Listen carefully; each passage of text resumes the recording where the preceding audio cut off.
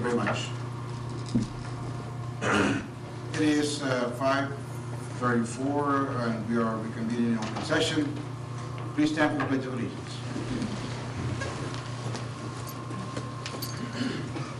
I pledge allegiance to the flag of the United States of America and to the republic which stands, one nation, under God, indivisible, with liberty and justice for all.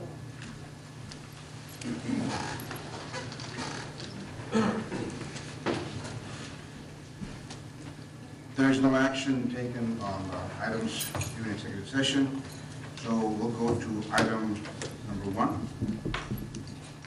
Item number 2, General Manager Report.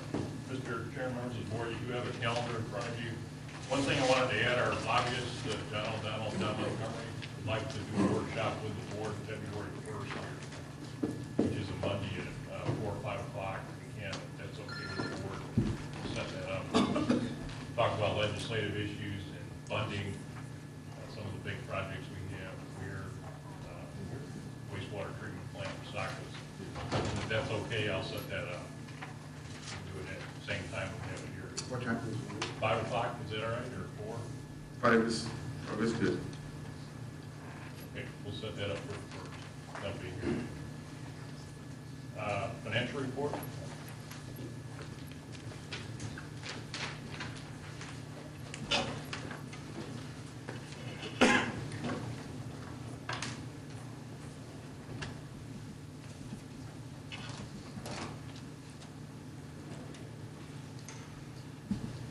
Mr. Chairman, members of the board, Mayor, my name is Leandro Garcia, Chief Financial Officer for Brownsville PUB, and I'll be going over the financial performance report for November of this fiscal year. On this first slide, we present a summary of revenues. Our net operating revenues for the period ended November total $24,454,574, which included $23 million in operating revenues and $1 million in wholesale revenues. Gross revenues total to $25,301,915 after adding in other revenues, interest, and other non-operating income. Backing out the fuel and energy cost requirements of $7.3 million, our wholesale energy expenses of $802,000, and our Southmost Regional Water Authority debt service and O&M contributions of $699 brings our adjusted gross revenues to $16,464,986. This is the basis for the City of Brownsville transfer, which totaled $1,646,499, and after adjusting it for net usage, or for COB usage, will be $934,924. We will be making a transfer at the end of this week for the full quarter, going through December. These numbers reflect the numbers through November, but we do plan to do a transfer for the full quarter this week of about $2.8 million. O&M expenses and other non-operating expenses totaled $6,785,230. Debt service $3.7 million for a total requirements amount of $10,573,447. Compared against the revenues, adjusted gross revenues leaves a balance available to surplus of $5,179,964. This balance available surplus is then allocated to the City of Brownsville transfer 934 and our internal reserve funds, $4,245,040. The $4.2 million has been allocated as follows: $83,350 to our operating reserve fund. That's towards a $500,000 annual balance, annual target. $250,000 to our operating sub-account for the fuel adjustment. We have a $1.5 million annual target there. $1,044,905 for CIP. We have a $6.2 million target there, and then the economic stabilization account for the City of Brownsville, $500,000 through November, which has a $3 million target. And we have completed the $750 for the first quarter, and are progressing to do the $250 monthly. We do have an end of period surplus of $2,366,785. Net operating revenues, the $24.5 million, were below our budgeted amount of $28.9 million by about 4.4 million, and primarily attributable to the fuel charge and our attempt to recover the actual fuel costs, which were lower than expected. If they were below, the 24.5 was also below the 2008 amount, or 2009 amount of 25.3. Gross revenues were 25.3. Here again, below our budget by 4.7 of 30 million, and below the 2009 year-to-date levels also. We are experiencing below budget collections of interest income and other non-operating revenues as well. Our adjusted gross revenues, 16.5 million. That the last graphs there, our graphs were 100,000 more than our budget, and 700,000 more than 2009 levels.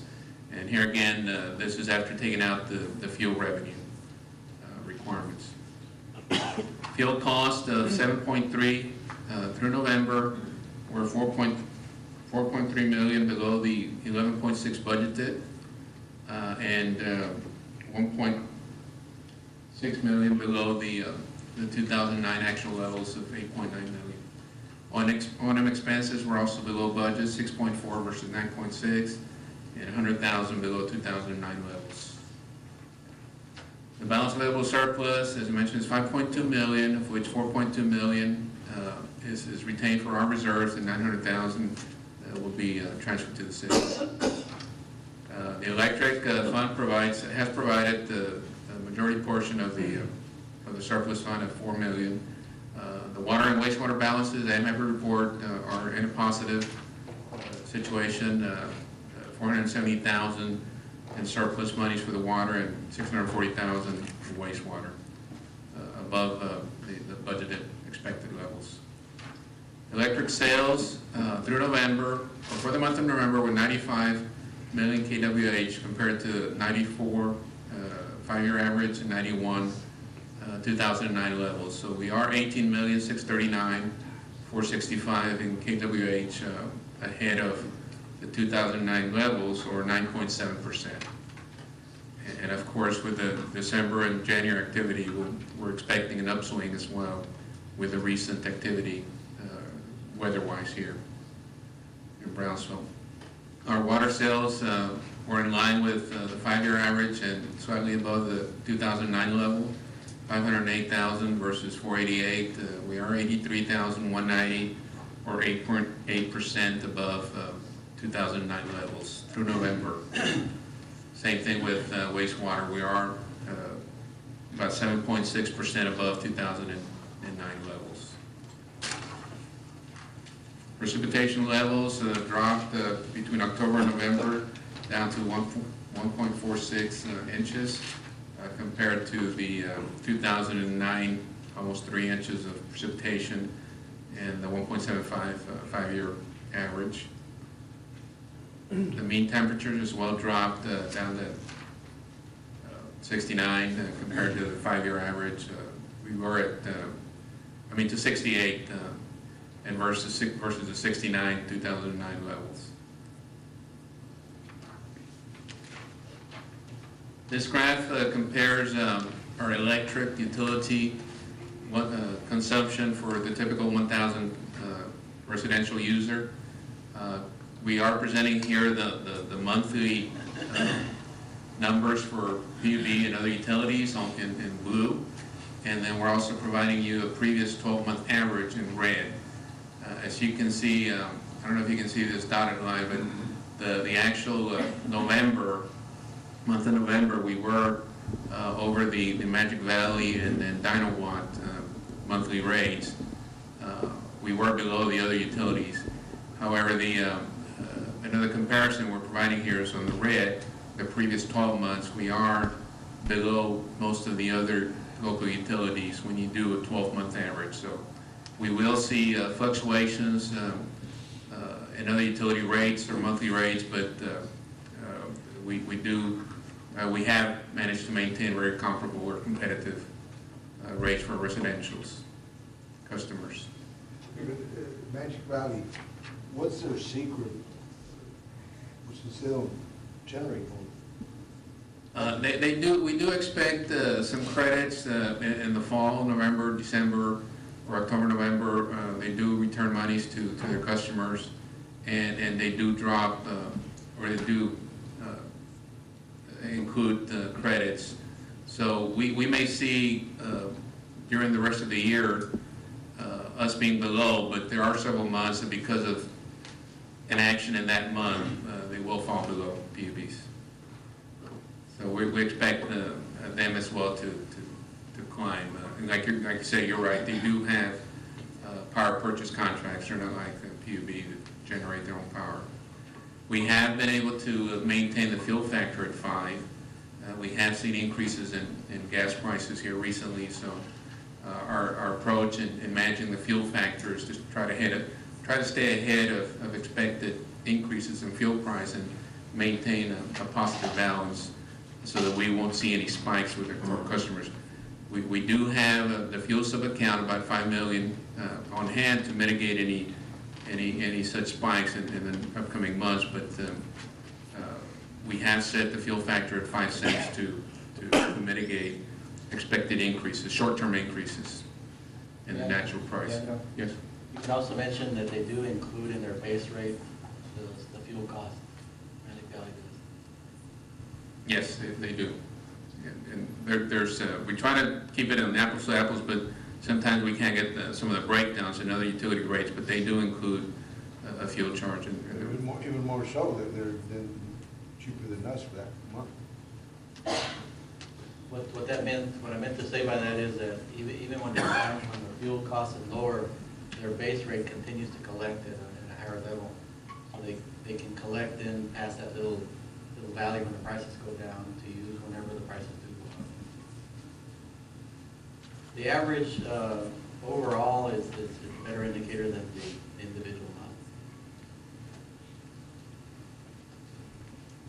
Same thing with this comparison with other municipalities. We are providing in blue the monthly average bill and in red the previous 9-month average. The top green line here compares the November numbers. We are above other utilities. We were during the month of November. When we do the 9-month rolling average, we are comparable to other utilities. We are above the CPS and the New Brownsvilles, but pretty much in line with the other utilities. Below Austin Energy on the 9-month average, and Bryan, Texas.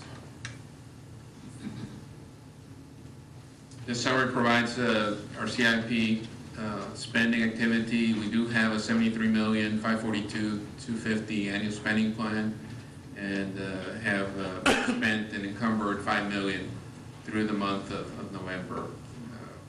You can see it's $5 million here. So we do anticipate seeing a lot more activity in the commercial paper projects in line with some of the funding for water and wastewater projects that the board has approved. We're also including a little bit of information on Southmost, just to keep you all informed on the financial picture for Southmost and the distribution numbers. Southmost has a $5.1 million budget, of which 2.5 is for debt service and almost 2.6 for O&M. Through November, staff out there has spent $393,000. Here's a breakdown, major categories. We are maintaining a balance there still. Some of the construction funds from a prior bond issue that we're trying to, or that we have allocated to fund some of the engineering and design project for the microfiltration project. The chart over here on the right shows what has been distributed for the 2 months for a total of 368 million gallons, and then the entities that received the treated water. We can include additional information as we try to tweak this presentation for board presentation in future months. I do want to say that we did close on the $13,090,000 for the microfiltration project on December the 10th, and work is progressing with as far as the engineering and design. And we'll keep you informed on that project and how we draw the money, the 13 million in the next 12 months to 18 months. It'll be a multi-year project, so something we can bring back on a regular basis. And that concludes the performance report for the month of November.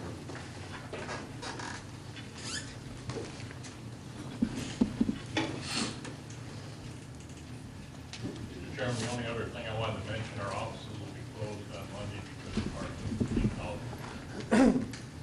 I would like for PUB to be creative and mimic Magic Valley somehow or another so we can be comfortable to what they're doing, if we can. Any other comments? Mimic? Well, do something so we can lower the prices. Thanks. Any other comment?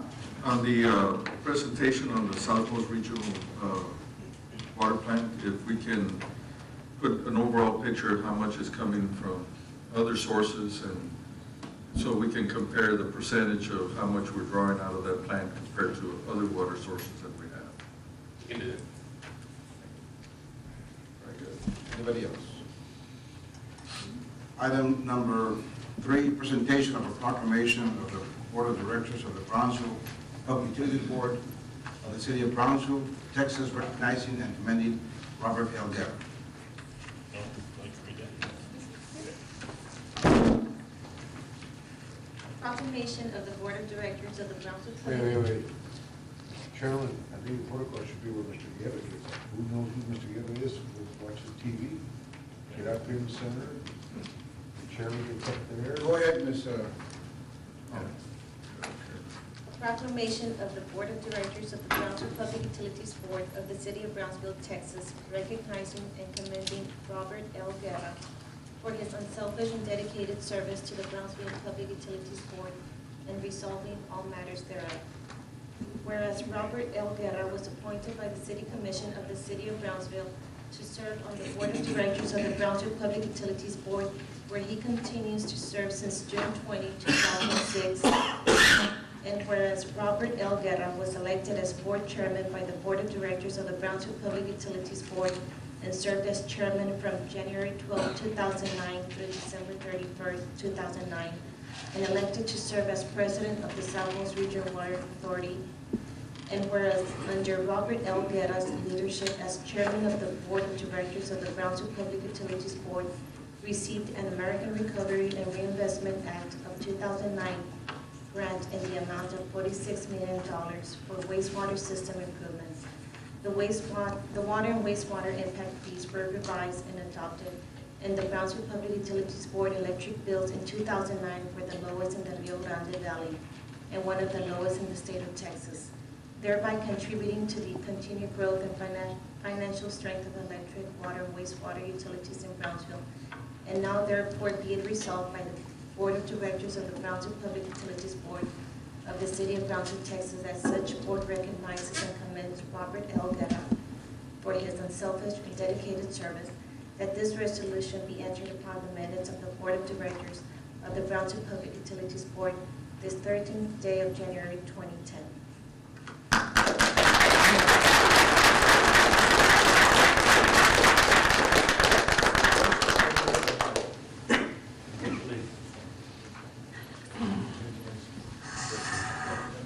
You want to say a few words, Mr. Guerra, over here? All right.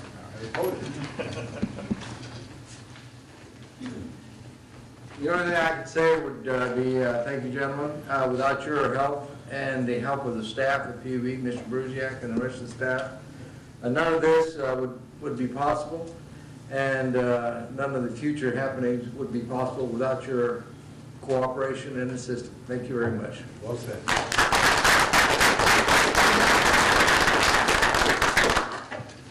Item number 4, consideration and approval by the Board to designate a Secretary Treasurer to the Brownsville Public Utilities Board of Directors.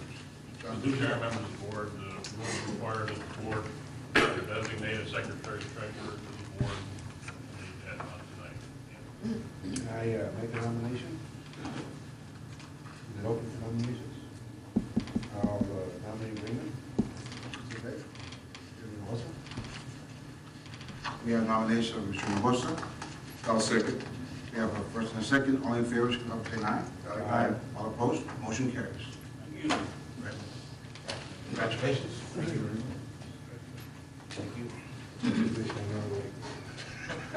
Take notes. Thank you. Item number 5. Hey, wait a second. You gotta give us a timer right now, start taking minutes. Morning closed session. Okay. Consideration and approval of appointment of a Brownsville Public Utility Board representative to the Southmost Regional Water Authority. Mr. Chairman, members of the board, it's customary that the chairman serve as the president of Southmost Regional Water Authority, and we'll need that motion to do that.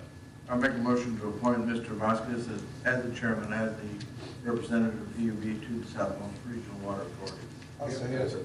We have a motion and a second. All in favor, signify by saying aye. Aye. All opposed, motion carries. Item number 6, consideration and action on failure to satisfy bid requirements by Great Illness following award of bid for the groundkeeping maintenance services. Mr. Garcia.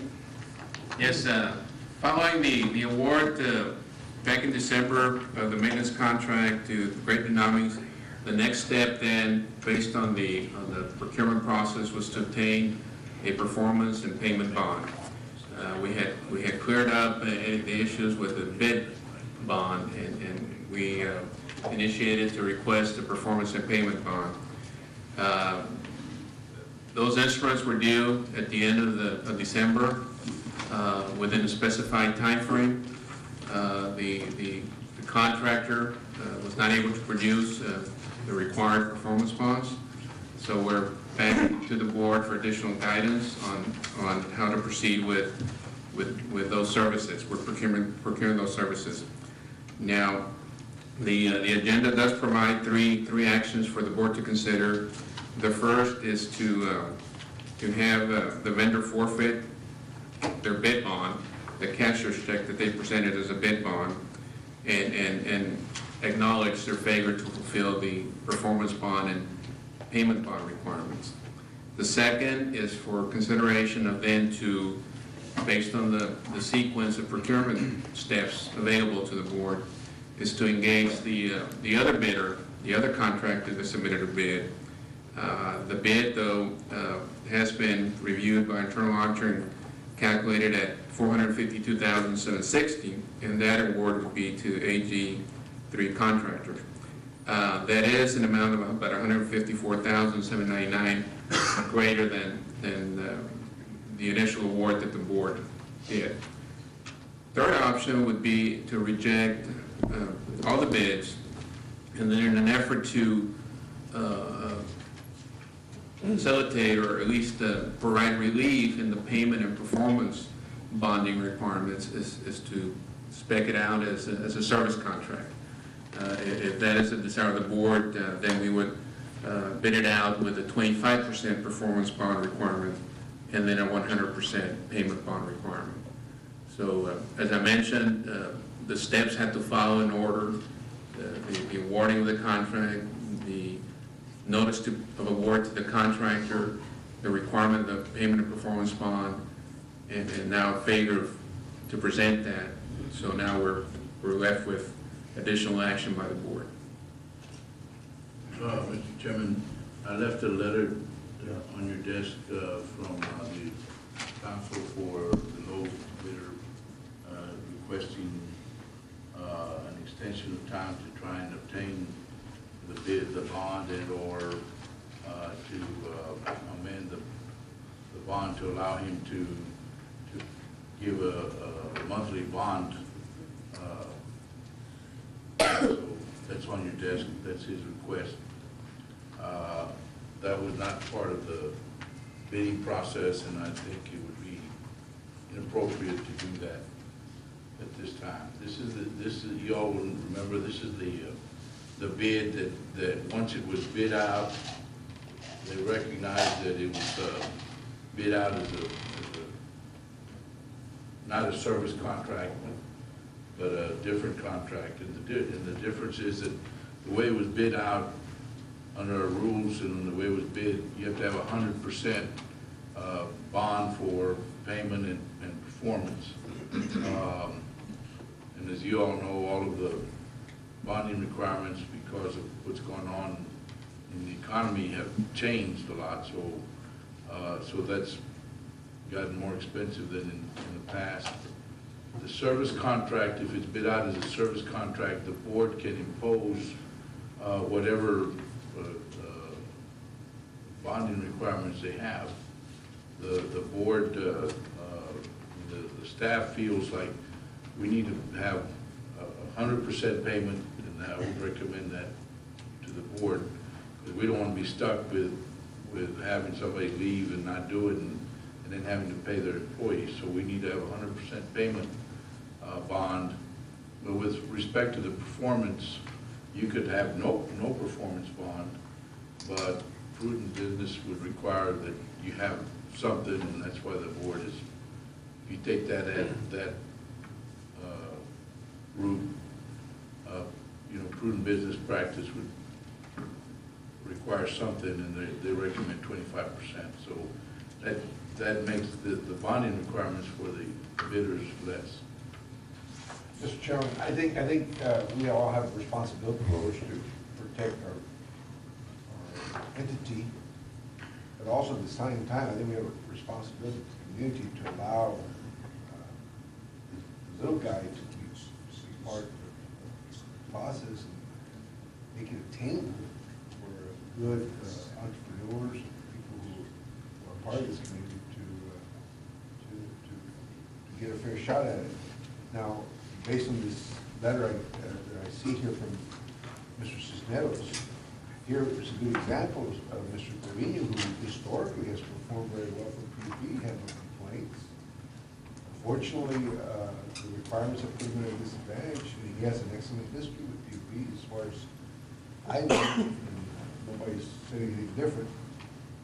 But the increased requirements puts out the little guy. So I think we can do both, protect PUB and work with those like Mr. Trevino by lowering the requirements and monitoring it, that if we see that there's complaints or something, that, sort of stop it right there or bring them in and make sure that nobody's put at risk.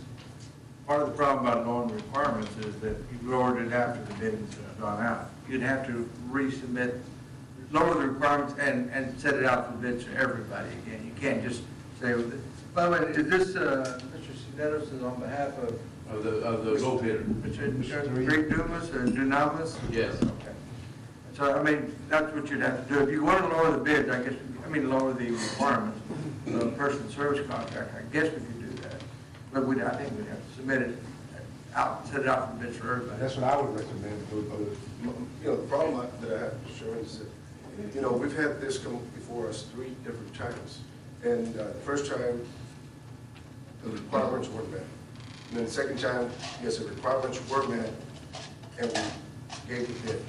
Now the third time, again, we're having problems with the same bidder. Then again, are we going to satisfy, the requirements when we set up for a bid, or are we going to bring it back and scrutinize every bid and work it out and then put it out on the table again? So that's my only, as far as you mentioned, as far as it was miscalculated. The internal auditor did a detailed review of both proposals and did issue some findings to the board. One of which was the calculation on one of the areas. One of them was higher than presented, one of them was lower than presented. Along with that, there were some issues pertaining to references and employee experience, and then subcontractor agreements. So, I mean, we can have the internal auditor elaborate on that, But as far as the bid, what we have to honor is what they quoted as far as the bid rate. We don't have to go with a higher figure than. we haven't had that dialogue with the second contractor. So our first approach would be the initial bid. The initial bid, so that Yes, wouldn't have a very. we're not sure there was a miscalculation on their part, or just the transposition Go back to numbers. Service contract Oh, Mr. Chair, Leandro, who dropped the ball then? Somebody must have dropped the ball, or what's happening? How come we're seeing this again? I mean, for 3 times, I mean, The initial did not qualify scenario that Mr. Montero quoted was a misunderstanding. It was a misunderstanding in that Caused by us. the contractor, yes, had a pending cashier's check. He met the bid bond. It was just that something was said at the bid opening that implied something different, and then the no qualification perception was there. But they did qualify. We just never got the exact question answered at the right time. So we dropped the ball. We dropped the ball, and then the fact that we announced something that shouldn't have, because it led the other contractor to believe different. Procedurally, This is not a drop, what's happening now is not a drop of the ball at all. It's a fact that after the bid is awarded, then the contractor has to present the bonds within a certain period of time. this is a different type of bond, it's not a... No, it's Performance bond. Yes, it's a At performance. the time I brought it in December for award, we had in writing that they were going to honor the performance and payment bond requirement. That's how I proceeded to bring it with you. And we couldn't actually ask for it until notice of award. The thing they had was a bidding bond, right? The bidding The bid bond had been clarified already, so that was a That was the beginning, that's... that was the beginning, yes, and that was we're at fault for that, for the announcement and misleading the other contractor. But now it's a performance bond now that's in question. Correct. Which has nothing to do with the... Yeah, nothing to do with that, he just can't qualify. After you awarded the bid, he's got 10 days to present the performance bond and the payment bond. He can't do it because of change, because of the economy and changes. So you have a responsibility now of saying, you didn't comply, so we're not going to award it to you. You can award it to the next lowest bidder, but that the next lowest bidder, the difference in those bids is over $100,000. Now, we did want to consider, based on council advice, early on, to reject and rebid as a service contract. And we thought about doing that, but at the same time, we didn't want to compromise the process that was underway, so we backed out of that and continued through the process of Mr. Garcia, one other question is if we resubmitted as a service contract requiring a smaller 25% bid, let's say, wouldn't that possibly open it up for other bidders to come in who may not have wanted to come in because they knew they couldn't do 100% bid? We're hoping it will, but But at the same time, this man, in good faith, I mean, he has worked with us. he has done excellent work, yes. He's really gone out of his way to try to accommodate us and work with us, okay, when we've asked him. Is there any way, I mean, I guess he didn't expect all the problems that he was going to have in trying to secure the bond. And unfortunately, like legal says, new requirements are put in place that makes it more difficult. Is there any way to extend the initial contract at that price? We've been doing it month to month. Month to month with them right now until we can get his thing. Can we just do that and then just come back and At a certain point, we'll be exceeding the threshold, the state allows us, we gotta stay under 50,000. why can't we do that for right now, and then when we get to that point, that way everybody knows what the requirements are, the bonding criteria. I think we know what the requirements are now, or at least we can establish it. We can establish it at this point. We can establish it now and set it up for bids for 2 months from now to be let 2 months from now, for instance. Yeah. Continue on a month to month right now. Do you know where we're at right now? Leandro, let me ask you, Leandro, a question. We just do bid process, or do we also do proposal process? Under a service contract, it would also, It's already queued. Sent it out as a bid. it's a bid. I know, but my question is, do we also work with other people on a proposal basis? Yes, we do proposals. And a proposal basis will allow you a little bit more leeway to negotiate with the small businessman, as opposed to it being so strict and rigid as a bid requirement, right? You could do a proposal. Okay. So this, my question on the service contract, does that allow you to follow a proposal structure? You can do that, but you can also do, I mean, you can put those same requirements that you want to as part of the bid.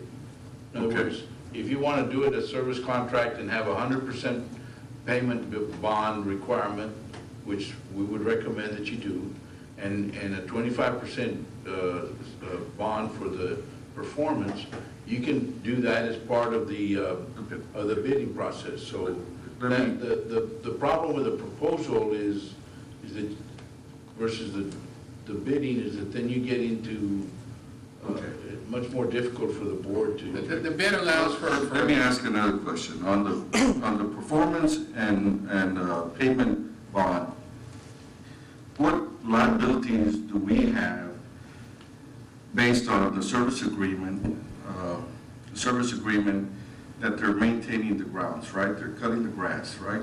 Right. Let's keep this in simple terms. This is a real simple type of service, right? Nothing complex, right? It becomes challenging for some of the areas that are SAC areas, the substations, and Challenging in what in sense? terms of the equipment that they may need and the ground, you know. But Okay, but it's basically it's maintenance. ground maintenance, right? And most of the services it's labor. Yes. Do we have any liability if they did not pay a laborer that they can come back and they can file a lien against us? Without the bond, yes. Without are you sure? That's what, yes. A workman's lien, if it is a separate company? They could. I mean, it's not a mechanic's lien. No, it's not a mechanics lien, but he could say that he was working for doing work for the PUB And we will be liable if he did not may not be pay. liable, but you might have to spend some money in court. Same thing with vendors or repair people. Well, I mean, I just think that the requirements of performance and payment bond on a small businessman trying to do business with a PUB is a little bit too much. I think, and then the credit requirement now is on the insurance company asking them 100% collateral, whereas before they were asking for 3.5% collateral. So his collateral requirements changed from 30,000 now all the way up to 300,000, and that's just killing the little guy trying to do business with us. You know what, what's gonna happen? Mr. You're gonna Chairman. pay, excuse me, you're gonna pay $100,000 more. Like you see the difference in the bid, Right. you know? We're paying for that. But on a simple service agreement like this, I just think that the performance and payment bond is too much. It's over. I think we can draft a good agreement between us and the contractor to where I think we can use. And what, with all due respect, let's say we do a service contract with X, all right? And he does good work for 6 months, and then at the end of 9 months, he hasn't paid his employees for 3 months, and they leave. And, you know, yeah, you can say, hey, you work for that guy, it's not our deal, but the perception is going to be, these people were doing work for the PUB. I understand that, Mr. Rodriguez, but I think that I'm just pointing that out. but that's an extreme risk. And from business, as business people, we know in the real world, you calculate certain risk up to a certain level, and those risks, in this particular case, I mean, they're risks that we can live with. It's not something that's going to go ahead. Yeah, and why pay $100,000, $200,000 more? Because Yeah. Let me state that the problem was when we sent out the first bid, somebody didn't do their homework and didn't bid it right, and that's the reason you think they felt that. But Henry, that's why. No, that's what I'm saying. So as far as the bids, that's the reason there's the difference as far as the $100,000 because of the bond issue. So that's probably the problem. So now, that's why it's been going back and forth now, you know. I recommend that we go like for 4 months, from month to month, let's sit back and rethink and come up with what we really want to do, define it, and make it simple to where everybody can benefit from it. We can get a good price for the service, and we can get local people to do the work, and save some money for PUB and portfolio, the Small Business Act, and also protect us from any liability. I think it can be done. And I think if we want to be very conservative, we could say, yes, let's go ahead and get a performance and payment bond, but let's reduce the requirements from 100% collateral. Because if the service agreement is $25,000 a month, we could say reduce it to 10 or 15% of the amount. So that way, the small businessman doesn't have a big issue in going out there and getting a performance and payment. Just draft a good contract for the contract to sign with PUB. I make a motion that we rebid this at lowering the performance and payment bond to about 50% of the amount. Before you do that. The first motion is that. Wait a second, before you do that, why don't we first make the motion to keep it for month to month, for say 2, 3 months, whatever, and then come out with how you want to do it. Let's think about how. Okay, so amend the motion to Yeah, continue working on a month-to-month basis for Well, first of all, you do, I'm sorry, Mr. Rodriguez is trying to make a point, you still have the existing situation, so you have to either cancel it and that's what then. we're doing. No, We're gonna go month to month. We're gonna cancel. That's not part of it. You have to put that language in it. You're rejecting the. I'll make a motion to amend his motion, unless you want to withdraw it. To cancel The bid. the bid and. Reject the go- award of the bid. yeah, Reject the bid and go month to month for 3 months. Okay? During that time, get legal and John to come up with a proposal for us with a different criteria that lowers the performance bond, like you suggest. The restaurant would be nice. How's that? Let me ask. Will that work? Yes, but I would prefer that the language, instead of being for 3 months until we do it and set it up for bidding. Up to 3 months. Then. Not to exceed 3 months, and that way, yes. Do we have a second? We have a motion. Let me ask a question. A motion to amend. It's, We also need to reject the bids. That's part of the motion. That's a motion. And then I need the ratification. If I do exceed 50,000, I may get to 50,000 in 2.5 months or 3 months. We'll just come back and ratify that. is that the threshold? For word approval, yes.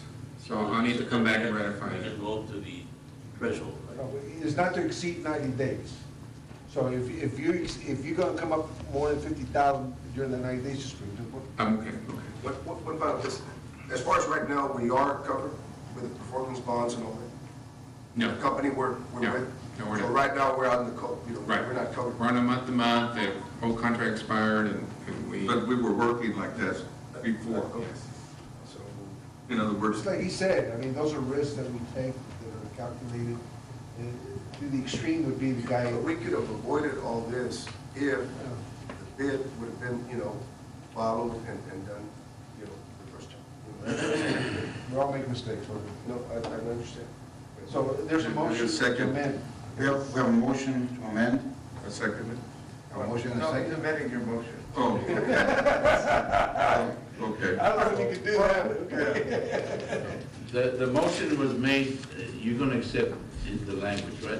Right. The motion was made by Mr. Farias that all bids be rejected, that the executive director and council get together and for a period not to exceed 90 days to bring to the board a new bid requirements and so forth. Criteria, and that for you all to bid it out and to continue, for the staff to continue working on a month-to-month basis until that happens. That's the amended motion. Okay, we're amending the motion. No, that's the amended motion. That's the Can we amendment. have a Well, he second? withdrew his first motion a while ago, and he's making that motion now. All right, okay. And we, So we have a motion as stated. The mayor, second. Second by Rivers. Second. Do we have, the amendment's not gonna go through? The amendment's gonna go through, so we need a second. And we just have a second. Second? Second. We have a second. All in favor, say aye. Aye. All opposed? Motion carries. The motion carried with the amendment. well, it wasn't amended, but that's fine. I think the record says that he made a new motion. He withdrew his first motion, he made a new motion, and See, Which which says- says, you're adding says- words to what nothing was said to that effect. I just restated the motion that you made. I didn't add anything to it. I didn't hear him make that, Well, but I agree. okay, we agree, we agree. I didn't hear him say that, but we agree, okay. It was said very well. Item number Welcome to the 7, board, Mr. consideration and approval of a resolution amending designation of certain officers and employees as authorized choice at the Wells Fargo Center. I make a motion, we approve the list as presented by staff. We have a motion by Mr. Guerra, Second? second by Mr. Hinojosa. All in favor, say aye. Aye. All opposed? Motion carries. Mr. Chair, can we go back to the prior thing? I think we need to have a motion to allow the staff to return the bid check. Well, rejecting the bids, that automatically keep that in. Well, I think so, but I just want to be sure that they're not. All right. Then I'll make a motion that we allow staff to return No, the you gotta bid make a checks. motion. No, you gotta- I'll make a motion to reopen Yeah. item number 7, I believe it was. Number 6. 6, item number I'll 6. second it. We have a motion and a second. All in favor? Aye.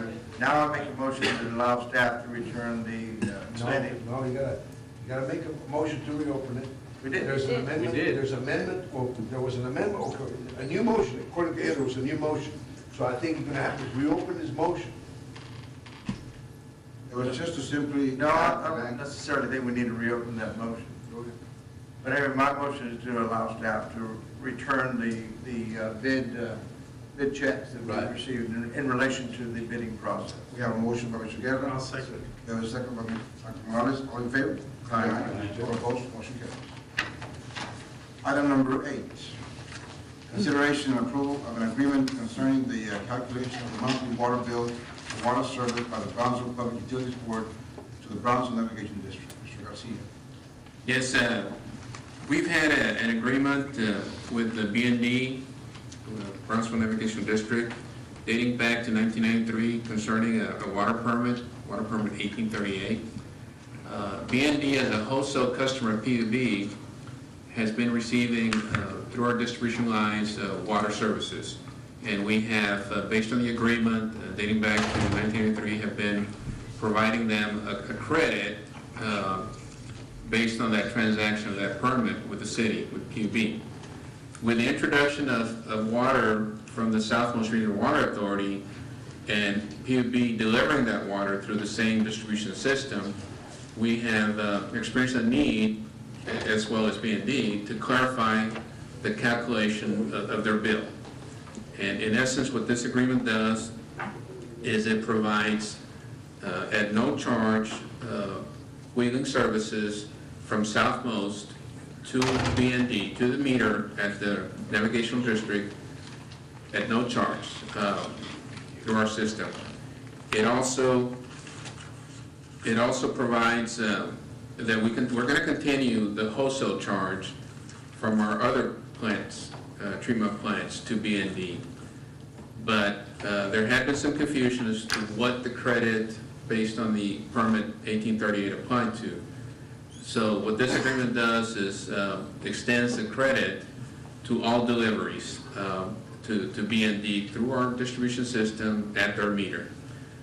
We feel that the value of the water permit is significant and material to PUB's ability to draw raw water from the river, that applying this additional credit to the total deliveries would be well justified. We have begun applying the credit, but it was their interest and their attorneys and their board to have it reduced to writing. So this is what, in essence, this agreement does. Any questions? If not, then I'll make a motion, we approve the recommendation of staff to approve the agreement. We have a motion by Mr. Guerra. Second. Second by Mr. Nakira. All in favor, say aye. Aye. All opposed, motion carries. Item number 9, consideration and approval to request statements of qualifications for professional engineering services for the design of the Brownsville Matamoros Weir and Reservoir project. Mayor O'Mara and Mr. Knowles.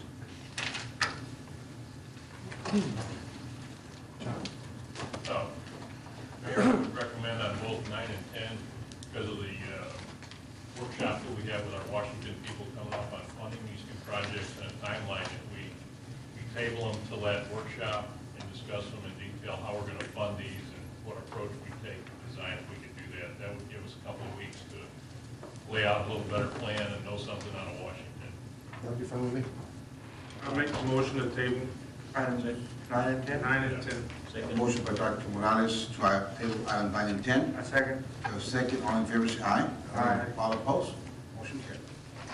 Item number 11, consideration and approval of a resolution to submit to the City Commission of the City of Brownsville a report on electric, water, and wastewater utility revenue requirements, cost of service, and rates dated August 27, 2009, and prepared by Black & Veatch, an independent rate consultant firm, which reflects a necessity to increase water and wastewater rates, and to request the City Commission to approve and adopt the rates, fees, and charges recommended in the report.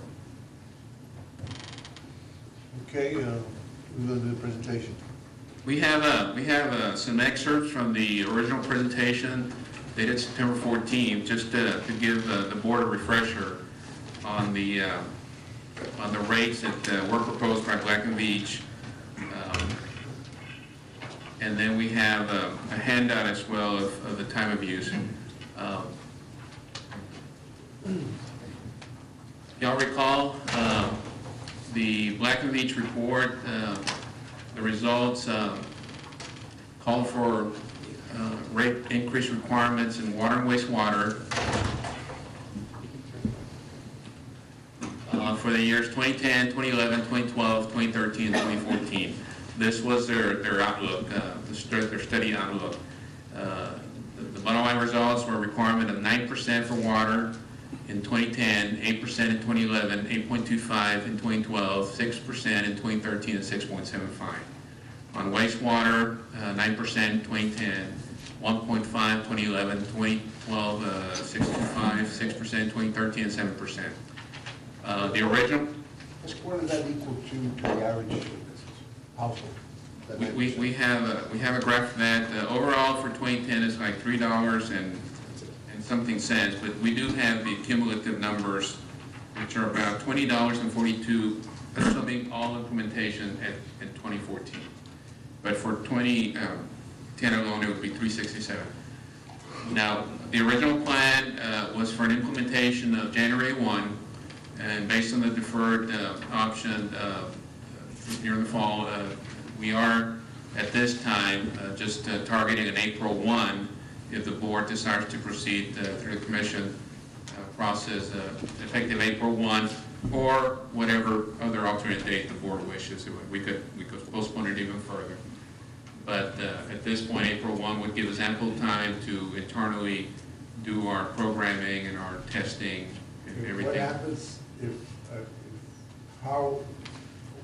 what would the loss be to PUB? We don't do this? We had, Black & Veatch had done an initial assessment on a 6-month basis for 2010 and the full year basis for 11 through 14. Combined water and wastewater, the loss, if everything that had been planned for implementation, primarily in the CIP and some internal overhead or allocation, was 1.7 million for 2010, 4.8 in 2011, 8.8 million, and it kept on growing. The cumulative was going to be 40 million, as projected by Black & Veatch. And how will this impact the bucket for, well, not the bucket, now the city's portion of the dividend? If we don't do this. In the absence of these, we'll continue, the board approved an interim budget, which did provide for funding some of our buckets, and then, of course, the city's $3 million economic stabilization. We did reduce the CIP to accommodate the $3 million, but we had surplus that then in November or in October, we channeled back into electric. We may not see those balances available for internal funding of CIP projects, but our goal is to continue meeting the debt service and other bond covenant requirements that we just have to. But the bottom line is, without the rates, there's projects that won't get done. But also, the city dividend will be impacted too. The city will probably just stay stable. You know, if we experience stable But revenues, if we do this, it should increase. absolutely. I mean, any increase in adjusted gross revenues That's will what I'm translate trying into to more get money. you to make, that if we don't do nothing, okay, we'll stay the same, but it is a loss to the city because it will not increase its revenue. And also, we won't be able to do the capital improvement. It'll be a lost opportunity, not necessarily a loss, because we can stay constant in the cash that they continue getting. So we're better off paying $2.56 per household average, 367 $3.67. if we implement both 9% water wastewater Okay, recommended rates. $3.67 per household. We're better off implementing $3.67 per household than waiting till, let's say, we don't do nothing in 2010, then we would have to increase it by how much in 2011?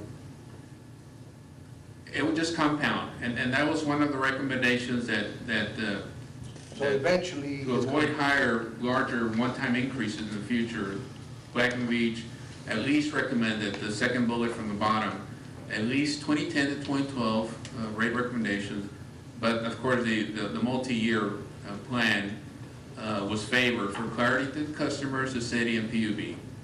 We don't want to face ourselves. We haven't had rate increases since 2005. So, I mean, we've gone through that presentation. However, we've been fortunate during those 2006, 7, and 8 that the revenues were there to support the needs and the capital. So it would be prudent to say that it'd be best to do $3.67 per household average than to come later and have to do it $25, $30 per household. Somewhere along the line. Somewhere along those lines. And this graph here shows that 367. Or The 9%, which or do, or fail to do the capital improvements that need to be done to meet the needs of PUB and the city. right, I brought to the board on several occasions the commercial paper program. We have had, on the wastewater side, we've had to fund non-ARRA projects so that they could fall in sync with the ARRA projects. We're up to $24 million in approved commercial paper funding. In water, we're capped at 5.6. We can't issue more debt for water because the debt capacity, the affordability isn't there. So we're holding back internally on any contracts or any planning for water beyond the 5 million in CP and commercial paper. On the wastewater side, there was a little bit more opportunities there, but on the water, we had to absorb debt service for the microfiltration project, at least our share of about $500,000 of debt service for Southmost, so water was a little tight. So the answer is, yeah, we will have to defer water projects in the absence of, and wastewater, of any rate increase. But here again, this chart shows the increments on an annual basis that lead up to the 5-year $20 increase. On an average, 8,000 water and 6,000 wastewater. We are not proposing any electric rate increases within the outlook period, so the overall bill would go from 141, including electric, to 158, a $20 increase. Now, it's been several months, Leandro, since the presentation was done. I forgot exactly on the stimulus money, how much of that is credited against this capital improvement plan, because Within the outlook period, the 5-year, there was 17 million. from the stimulus money that got applied, no. In CIP projects that we would have funded.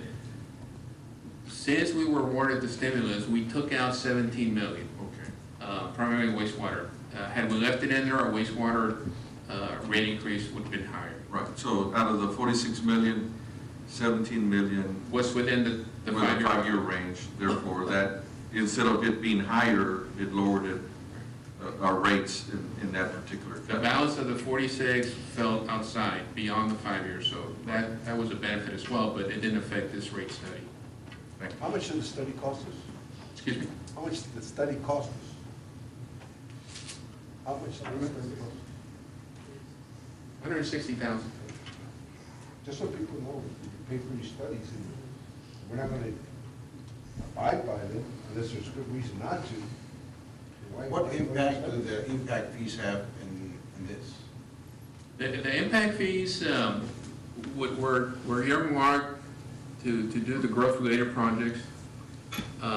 We initially, when we did the impact fee numbers, we assured the citizens and the commission that we would, recognizing that it was a significant increase in the economy in the state it was, that we would fund out of the $207 million in eligible growth-related projects, CIP, the master plan, we'd fund the first $30 million with debt that would be then paid off with base revenues from all customers. Once we hit that 30 million, and if things were, collections were coming through on the impact fee, then we would proceed with the impact fee application to project. Unfortunately, through November, since April, we have only collected about 180,000 in impact fees. Growth is just not there, or the impact fees are not coming in. And we expected a slowdown, but 182,000 is not going to get. So the impact fee, really revenue, you're not seeing the benefits till maybe 3 years from now or 4 years from now. Right. Once we accumulate, up to a point, we had accumulated 6-7 million, we could apply that towards funding either 100% of project or part of a project. We'll have to sit and wait, and accumulate significant balances, material balances. Leandro, Chairman, Leandro, what percent of customers are having a hard time paying us monthly right now? Because I came in here on the first of the month on Monday, and there was a line all the way outside with people that were having a hard time paying their bills. What percent? I'm just curious. How would you? We have a lot of traffic. I don't know if you can answer that, Eddie. But. At any given time, typically we have about 20% of our customers on payment arrangements. So I would guess it has gotten a little bit worse, especially with the holidays and such. So I would probably guess about 25%. About 25% are having a hard time paying their bills with us right now. Yeah. Water and electricity together, or it's one bill. It's one bill. It's one bill. Now, whether it's that they're having a hard time, or what I hear from a lot of customers is that we're the only vendor that they deal with that will make a payment arrangement. The mortgage company will not, the phone company doesn't, HEB doesn't, et cetera, et cetera. So since they're aware that we do that, it kind of exacerbates that situation. But it's still 25%. Yeah, it's a big number. It's a very big number for us. Yeah, and for $3 to me may not be a whole lot of money, but maybe to somebody out there that is really suffering, $3 can be a lot. I'm guessing. I don't know if. Or would you rather do away with the projects that is needed for the city to grow?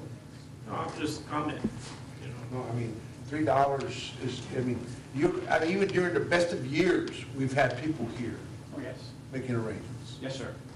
So, I mean, I guess the question is, do you want to raise $3.67 and be a good business, follow a good business plan to meet your city's growth, where everybody benefits, creates jobs, and it keeps a healthy system?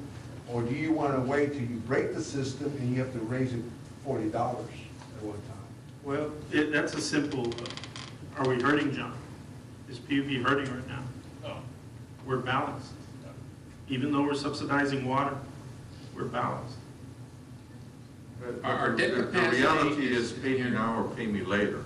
And so, in other words, out of those $40 million in capital improvement funds, if you delay improving the system, it really becomes more expensive down the road, because if you're maintaining a system, instead of saying, okay, I'm going to go ahead and maintain it and fix it at $30 just to patch the tire, and you go patching and patching as opposed to, yeah, we need to change the tire. So that's where the capital improvements come, is unfortunately in some of our infrastructure, it requires big capital to make it happen, and the only way that you're going to make it happen is by having the revenues to support the debt service. If you don't have the revenues, you can't do those big capital improvement projects. And we're gonna revisit those CIP projects for our water wastewater. We are, in the plans of getting the kayak back together, to meet our requirements for, follow-up reviews. So a lot of projects will have to be revisited and deferred or just, looked at closer. And you gotta remember, our system is driven by capital, it's capital intensive. If we don't keep the system up, it's gonna be more expensive for our citizens. But at the same time, it's an economic factor, it's a negative in the long run. Because then when somebody wants to come to your community, you can't provide the service. You lose out. Garcia, which would be the top project or top two projects that will be affected by this year? On the water side, well, on the wastewater side, we at this point don't have, we have anticipated funding, but not real funding just yet, earmarked for that, would be the Robindale plant. We're talking $40–50 million.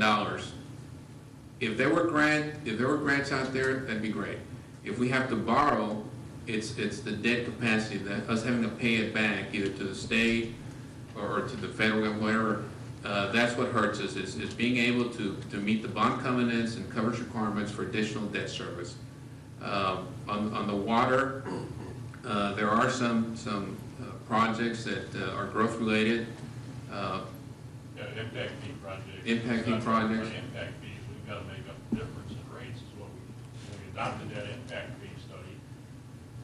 So much by impact fees and so much were required by future rates to pay for those. Now, granted, things have slowed down, but eventually we've got to do those to meet those demand. It's going to be. We had about a $207 million, just whatever call a 10-year plan, of which at least 30 to 40 million on an annual basis in projects was scheduled.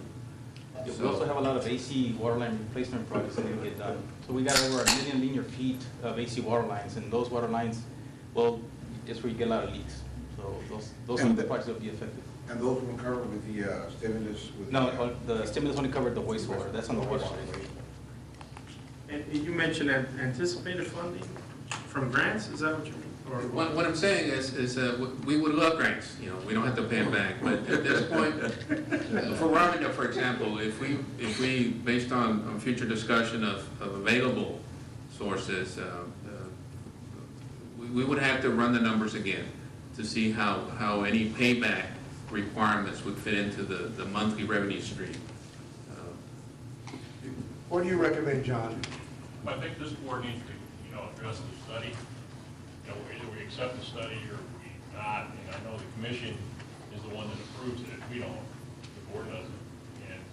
But they're critical if we don't bring it to them when we wait a couple of years. Well, why did you bring it 2 years before? You got blasted for that. Already got blasted. You waited since '05. Now, why didn't you come in '05? Knowing you could have had little increases. So our job is just, and I told the commissioners this, is to recommend, and yours is to approve it. We don't approve it. So. Well, I think we need to talk to the commission and then let them know, maybe have a joint workshop Yeah. again to discuss it, because if we don't educate them on what it is and why we're doing it, then why put it out there in their lap? Or educate me also, and I know they've gone over the present, but I think I'd like to go over it again before we. Well, let me say something to this issue here. The commission is well aware, and several commissioners have spoken with me, and they said, okay, but bring it to us. We were going to do this in November, was tabled. We're going to do it in December, and some of the commissioners said, well, can you wait till January to do it? I said, well, it's still, time is flying by, and unfortunately, it's going to have to happen. And either we do $3 now, or we do $10 or $6 in 12 months or 6 months. And so all we're doing is delaying what we must do, and what we spend $160,000 from our experts to tell us you need to do this. And the city, I was there at one of the city meetings where they mentioned the fact, I think it was one of the commissioners that PUB didn't tell us, and that was when we were going to go for the steel mill, where they were. So, you know, if we don't have the water, wastewater, and we wait, not even any other business coming into town is gonna be able to, or we're not gonna be able to purchase them in. So what do? Well, I think- Prepare ourselves for the future, or, and then we delay it another month? Again, we're going through the same thing, and we're gonna come to the same conclusion. Mr. Chairman. Go ahead. I think the reality of this rate study, regardless if we had sent it 2 months ago, if we send it this month, or send it 3 months from now. But this rate study was presented to the commission also. Right, but I'm just saying is that regardless of the timing of this, the reality doesn't change. The capital improvements are so much, and to be able to do the capital improvements, we need certain revenues, and the information has been done by a professional group that understands how this whole process works. So it's up to the city commission to do what they please with the rates, but as far as I look at this rate study, it's very well prepared, and the numbers are there, and this is what we need to be able to run PUB. And we have not actually presented in a public forum to the commission. That would be the next step. Any action here is really what we're looking for, so that we can then take it to that next level with the commission. Mr. Chairman, I recommend that this board follow the guidance provided by management, staff, and the experts, which is Black and Beach, preparing the study, which the commission is very well aware of this study, and that it forwarded to the commission with a recommendation from Black and Beach, which should have been done by January 1st, and let them decide. We can have a workshop there and a presentation there. I don't think we need a workshop. No, They can have a workshop. The city. Yeah. No, the city. What I'm saying, my motion is, I recommend that we approve the recommendation by staff and Black and Beach to send it to the city commission. City with our recommendation And to that have they a workshop and do whatever they want to do. with our It's their recommendations, choice. they follow the recommendations of Black and Beach. Is their choice whether they want to or not? Is that your motion? That's what. Then I'll second that. We have a motion and a second. To send this recommendation to City of Brownsville Commission with our recommendation that they follow the recommendation to Implement. implement the recommendation. We have a motion and a second. All in favor, say aye. Aye. All opposed? Nay. Nay. Two nays. What alternative do you offer? Maybe- I think, well, it's already been voted, so. Oh, no, it's good to hear. Well, Thank you. Is there an A also? Yes. So there's I've been thinking, the last time there was an increase, it was 4 years ago, In 2005, 2005, and what was the increase back then? it was 7%.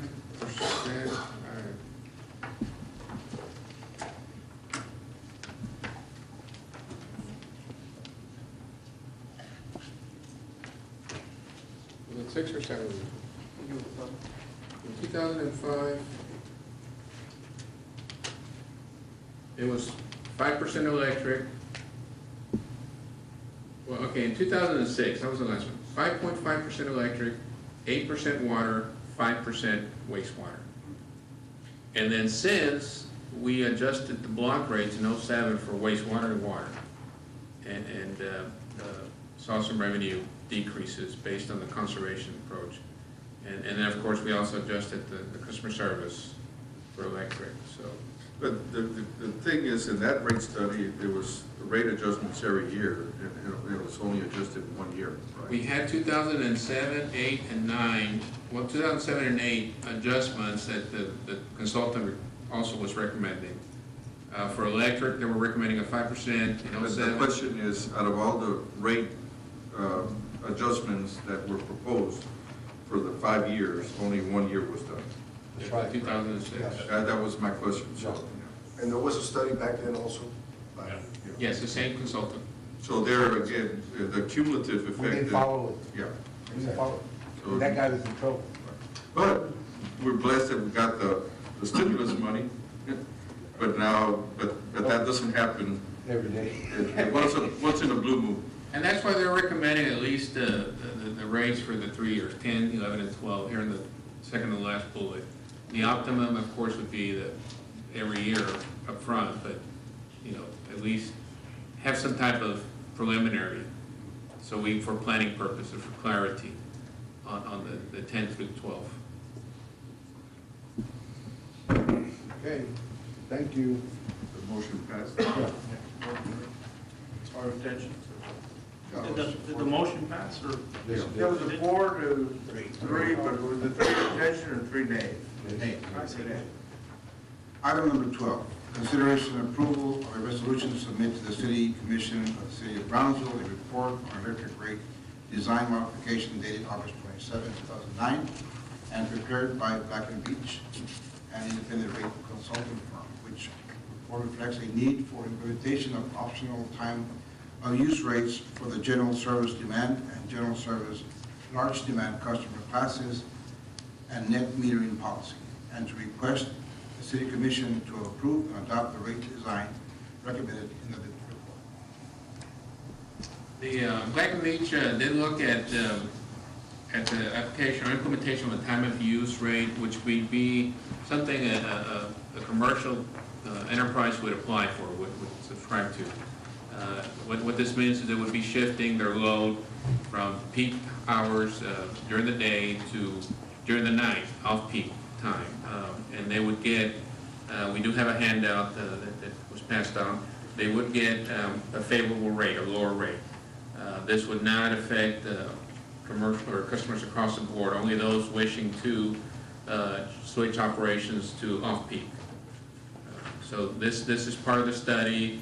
We would need to elaborate and have Black & Beach, if it goes through the commission, explain it a little further and just Yeah, this is something the customers wanted, it's really not I make a motion it to should not approve. be a negative thing, it's a good thing. The customers have to raise the thing. We have a motion by Mayor Ahmad, Second. second by Mr. Hinojosa. All in favor, say aye. All opposed? Motion carries. Item number 13, consideration and approval of an agreement between the Brownsville Public Utilities Board and the Police Department of the City of Brownsville to have limited access to the customer information system. Bruce? Mr. Rodriguez to address this. This is an agreement we've had in the past and bringing it back again. Mr. Chair, we've had an agreement with the city going back several years, where the city police department is allowed access to our information, our computer system for limited purposes and limited numbers of people that are allowed. The memorandum that you have before you has been what we've been operating under. We're recommending to change or to add that on page 2 of the memorandum, the language that we're going to review it every year so that you all can determine whether or not you want to continue to do that, to do this. And basically, we should have done it in December, but it doesn't change anything from what we've done in the past. Did this start with the state or the county? We had an application by district attorney who wanted to do the same thing. And I was Yeah, I remember. vociferously against it. I remember. I agree with you. But anyway, this was an agreement that predated that. What do you think about this one? We are all part of the city of Brownsville, as long as there are some parameters to limit access of certain people and controls to limit it, and limit what they can access to, and not disseminate it to everybody and anybody. So you're satisfied with this? Probably, yeah. Make the motion, I'll say it. A question, we'll get an updated list as to who has access to the system on an annual basis? Yes. We have a motion by Mayor Ahmad, Second. second by Mr. Hinojosa. All in favor, say aye. Aye. All opposed? Motion carries. Consent agenda items. I don't have any problems with any of them, so I'm there was something? I have a question for seven. That's what, Can we pull out number 7 and vote for the other one? All right, then I would make the motion on 1 through 8, excluding 7. Excluding seven. Yeah, but Excluding seven. excluding 7, so 1 through 6, and then 8, that we adopt or approve the recommendation of staff. I think, was that the ones that were, no, yeah, okay. Number 8 was the rejection of bid. So anyway, I approve we adopt the recommendations of staff for all items in step number 7. Is that correct? Yes. We have a motion and a second by Mr. Narcosa. All in favor, say aye. Aye. All opposed, motion carries. Item number 7, consideration approval of annual supply of water meters. Ms. Gomez. Just for the record, my name is Jaime Estrada, Assistant Director for Water Wastewater. no, my only concern was, I was seeing, normally we go with 5,021 meters roughly per year, and gonna get a little more aggressive and do it with an additional 12,628. When was the last time, PUB got that aggressive with water meters and replaced so many? Since I've been here, not that I can recall. Okay, my question was, since we're dealing right now with those electric meters, the smart meters, we're switching to those because of the technology. Will water this- meters. Smart meters, will that apply to the water meters in the near future or anything? That's what he's asking. Where, what I'm thinking is that, Yeah, well, technology will change. we're gonna replace all this right now, and then say, the life expectancy on this, I believe Mr. Brusiak told me it's 15, 20 years. And then come 2, 3 years from now, we're gonna have to switch. But I don't think you're gonna find anything that's gonna regulate the water going through. Well, can you answer that question, Mr.? Actually, we got a study going on, see what the benefits for PUB on the water side. I know it's very beneficial on the electrical side. Exactly. I'm just not too sure how benefit will be for us on the It water would be side. on your large meters, where you're talking about that, not on the domestic meters. If there is any smart meter, it would be on your big, large users. Okay, is there any other city that is using a different kind of meter that's a little more advanced than what we use? Not that I know, certainly. Okay, that's, my only question was, that we buy all these meters and then they're gonna be obsolete, and then we're gonna have to replace them 2, 3 years down the road, and the cost we're making right now, so that was my whole question. The cost to get a meter that is able to be retrofitted with some smart technology is double the cost. And typically, the payback on what you're gonna save by getting a meter enclosure that has the ability to have that other module put in, doesn't have the payback. So it's not done. What's done more typically is on the electric side. And that's good because you can remotely connect and disconnect, remotely read, instantaneously give a customer feedback of what's going on. Well, that was my only question, because, we're doubling, more than double, plus what we're doing on the day. We're talking about, it's gonna be 2 meters per hour for the next year. That's what it calculates to. As far as, What we're attempting to do is to control our losses. When we talk about going forward with the rate increases, we have to do everything possible to control our losses. Part of what happens is just like you buy a brand new car, it performs best when it's new. But when it gets to the end of its life, it's repair, fix, repair.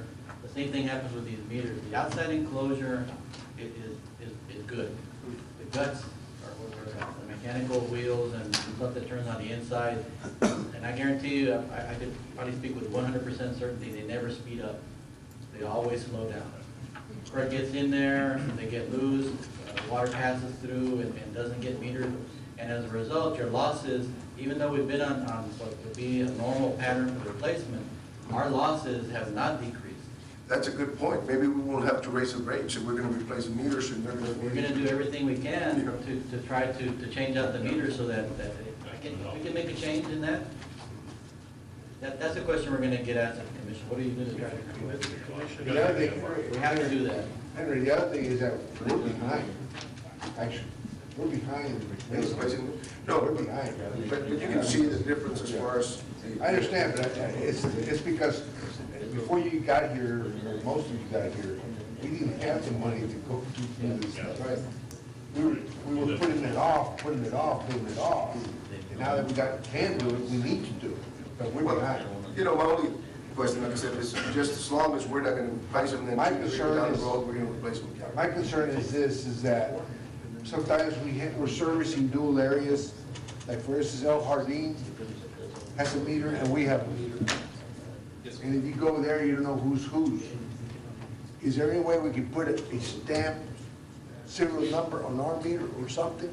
Yeah, we can identify our meters. Huh? We can identify our meters. The meters Because don't. I've heard that we have a hard time They're identifying serial the numbers. meters. They have serial numbers, and we have it in our system, in our CIS system. The meters are put into the system with the serial number. And it's easy, You can look it up in the computer, pull up the I mean, serial. for a person that goes there, it's easy to identify which is a pubic meter, which is a I understand your But I've question, heard Mayor. complaints of that, they look for a serial number or something, they can't find it. We'll do whatever is necessary to delineate the BPUB on it or something. Find something To make like it a that. lot easier just by visual inspection to know it's ours and not everybody else. Exactly.